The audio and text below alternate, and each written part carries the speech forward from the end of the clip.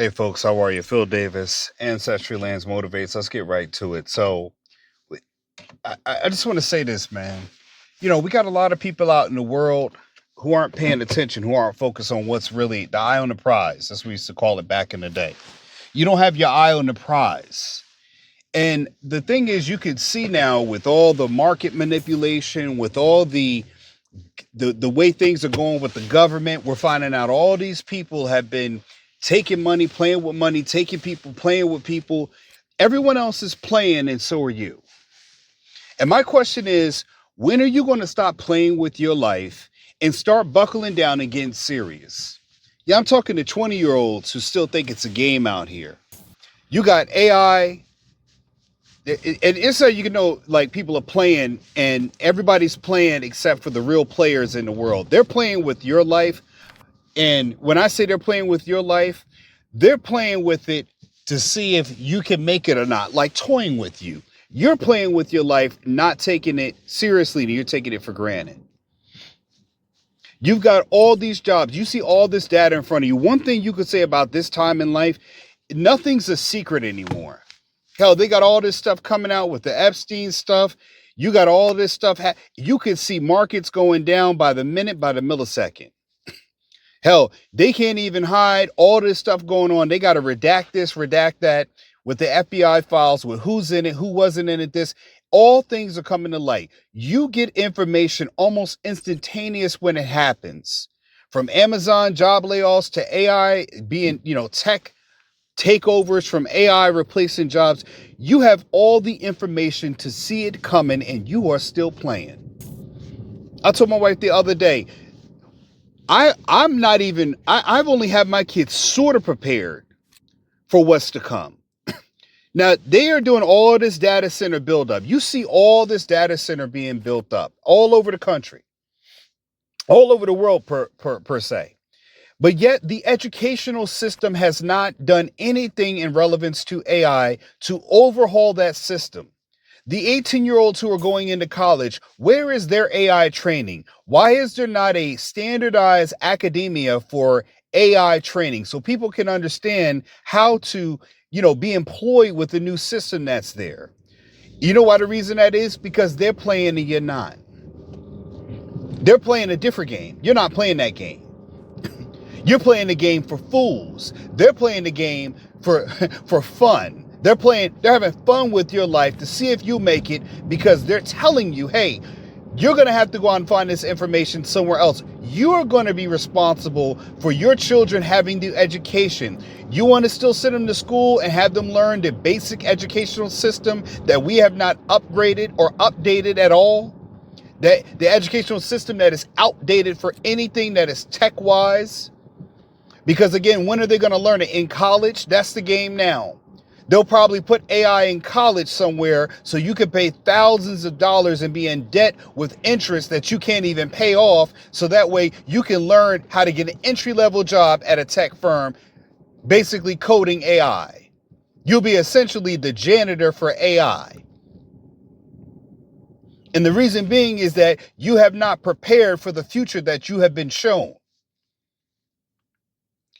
Are your kids doing anything with AI as we speak now? Are they taking any classes in AI? Do their schools offer any programming in AI at the elementary school level? The introductory to AI, what it is. Are they interacting with it? Have they learned the safeguards? Have they learned the prompt? Any of these things, if you are not seeing them being taught, you need to pay attention and wake up.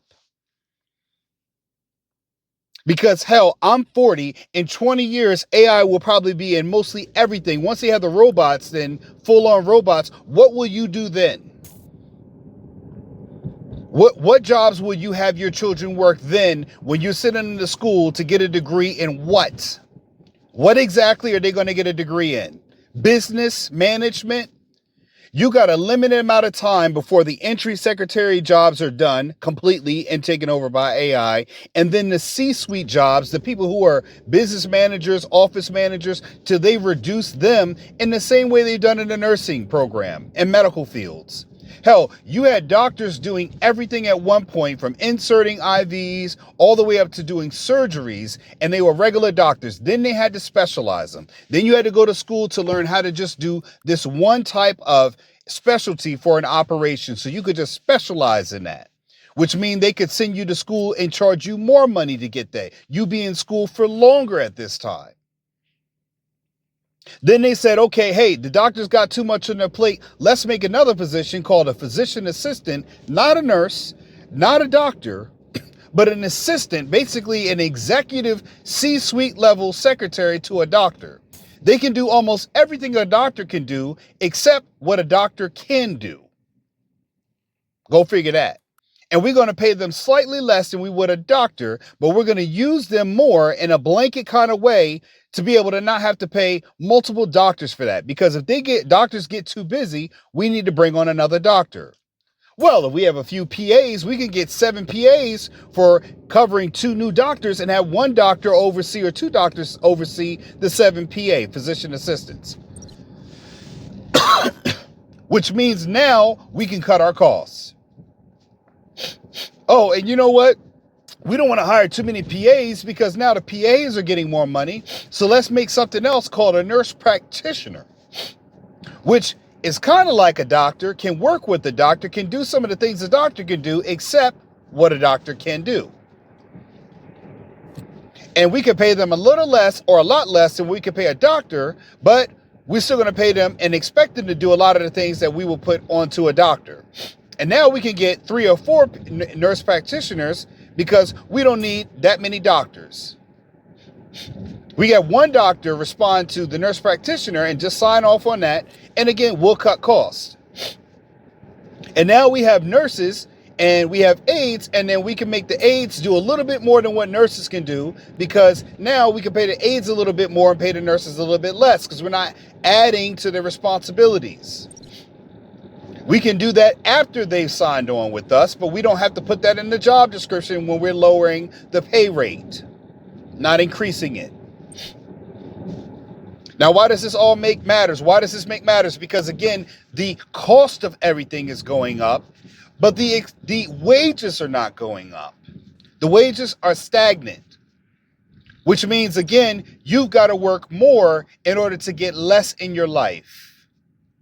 Which means you are sentencing your children, if you do not do anything to combat this, if you do not put them in fields where they can be highly successful and competitive with income and income growth and income velocity, then you will be condemning them to a life of servitude and slavery in the hands of these people who are looking to enslave you and your family for generations. If you can't, you think slavery is over. You think that they're done with slavery because we're not in fields working when we don't want. Well, how many people can stop working if they have a medical condition and survive? And you think it's going to be better, and you see them laying off people because AI has not even been proven yet, and they already are getting rid of people just on a new product. I mean, we still have horses and we have the wheel, but they have not gotten rid of all the horses just because we have the wheel, and we got the wheel way more evolved than that. They're getting rid of thousands of people's jobs to let AI do people's jobs. And you think it's going to get better. You think they're going to be more secretary jobs for you out there, more jobs where you can be on TikTok at work. And they're looking at AI can do that in a second or a millisecond, and it doesn't have to be on TikTok. It does not take breaks. It does not call out sick. It does not become late for work because of inclement weather or children. It does have no child care needs. Do you not see the efficiency of why they will replace you in a heartbeat?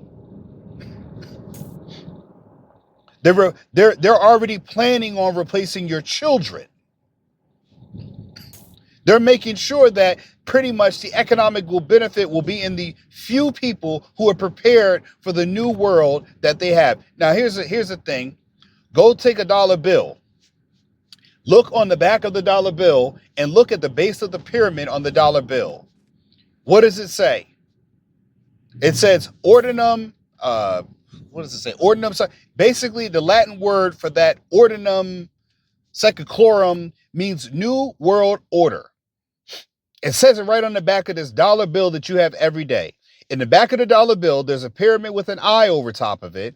And at the base of the pyramid, there are some Latin inscriptions. And the Latin inscriptions, if you take those things, or it's ordino secularum, something like that, and it says New World Order.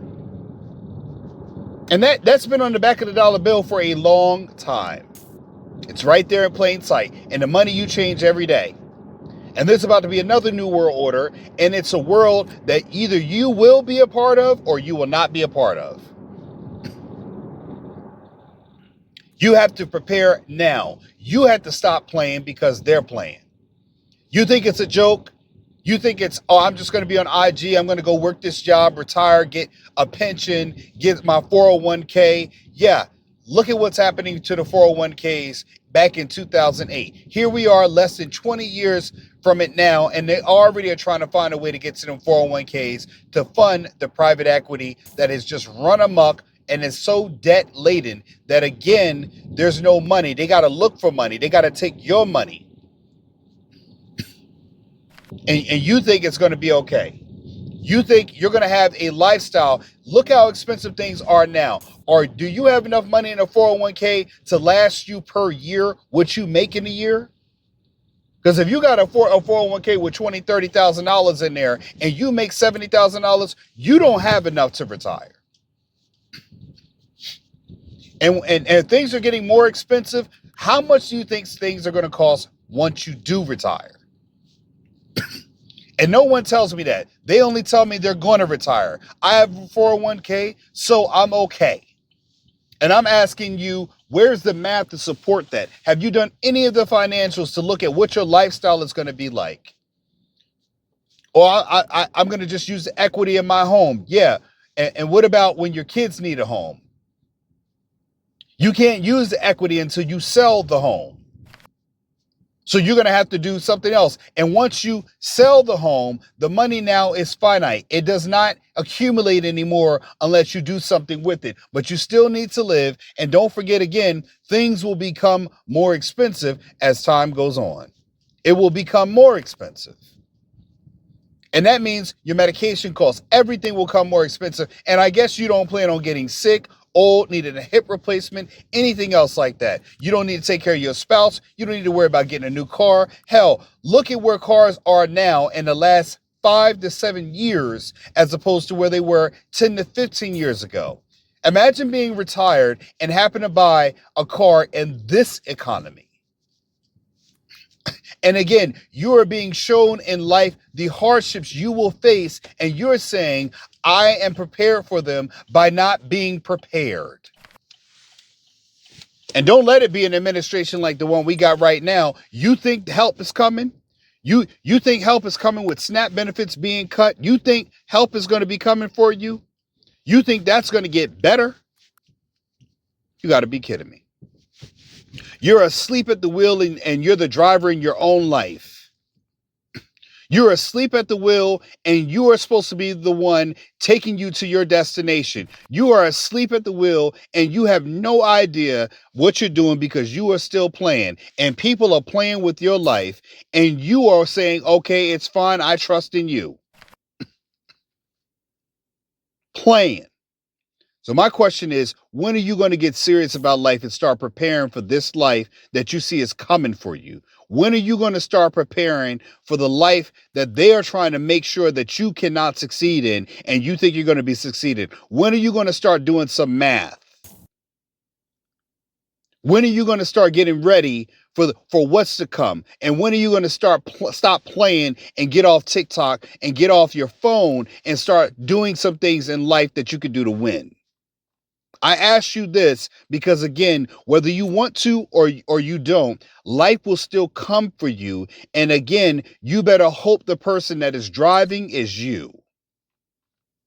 That's all I got to say for today. I'm Phil Davis, Ancestry Lands Motivate, ancestrylands.com.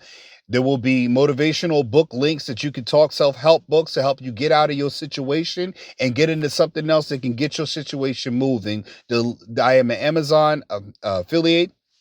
And I have affiliate links below in the description section. You can go there, and also make sure you like, share, subscribe, and follow us for more information. All the links below are to books that can help you get out of your situation and get into something else that's better for you in your life, that can get you into the driver's seat of your life. Make sure you get those books, start reading them, or get the audio version, whatever you got to do to get out of your situation, but help you by helping yourself. All right.